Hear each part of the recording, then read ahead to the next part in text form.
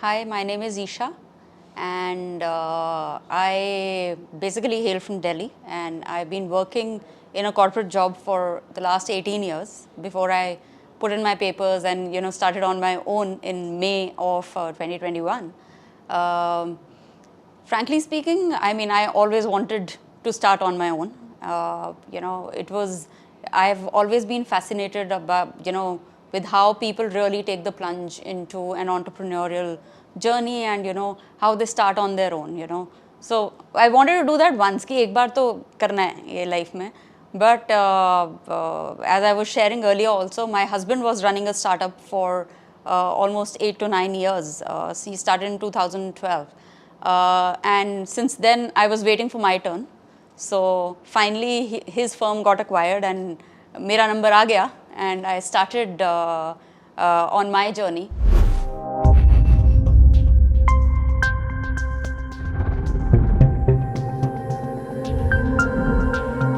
So yeah, I mean, it was a difficult decision, and I'm not going to, make it sound easy or ये तो करना था. So, and I have been in a corporate organized structure for 18 years, which is a very long time, right? Leaving that and getting into something जिसका कुछ पता ही नहीं है, And I know the industry, so that gives a lot of comfort, But other than that, nothing else, right? You're first time entrepreneur and you're leaving everything.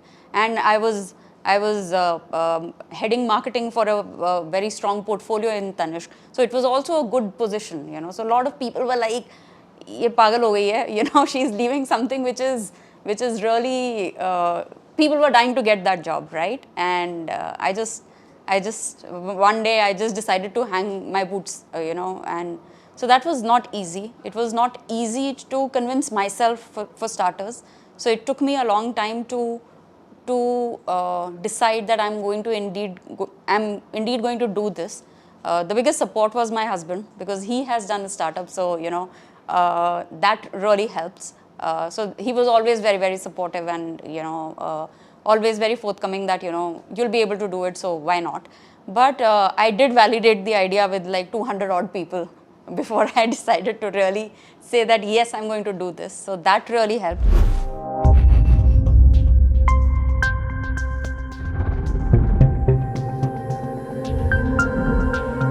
I hate playing the woman card, Yes, I'm a woman founder, but I'm a founder, Why this woman founder? Nobody calls Tejas a man founder, right? So why am I called a woman founder is beyond my understanding, right?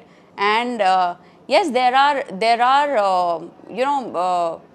are people who feel more comfortable speaking with Tejas than with me, and I do feel that. But I think I have worked so long in a corporate career that all these things, A, I'm used to, and B, I know how to navigate them. So it's not really a challenge. I think people are changing, and I don't think so that there is any bias in that sense. But of course, I mean, breaking the ice initially does take time for a few old schoolers. But I think that's something that one can navigate. I just don't want to go and pitch into a woman's founder team, that supports women founders and all of that. That's something that we don't want to do, and we are not even doing that. So I don't think so. Women need any kind of preferential treatment because they are women, but neither do they need to be looked down upon because they are women, right? So works both ways. So.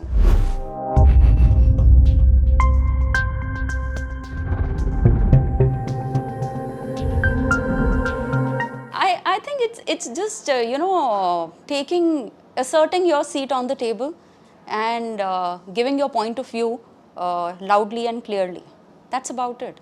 There's no need to get intimidated. There are people who might feel more comfortable speaking with me than with Tejas, and that also happens, right?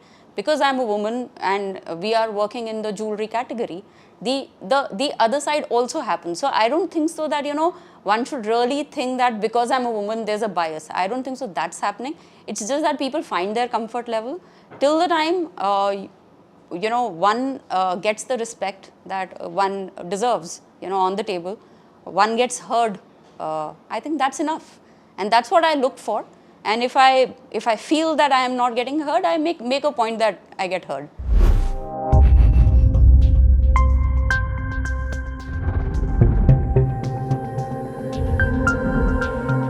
Yeah, I think for the younger entrepreneurs, they will feel sometimes that they are getting somebody is looking over them and not really looking at them when they are in the room.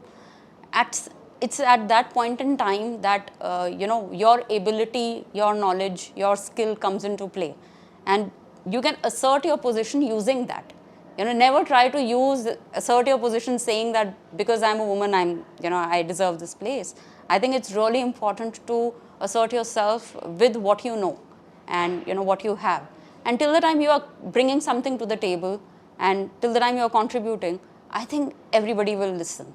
So yes, sometimes breaking the ice is difficult. It is difficult even for me. It's about how you then come back and become a part of that conversation that is really, really important. And I think that's what one needs to keep in mind. And I think there is no reason why one should not voice their opinion because they are of a certain gender.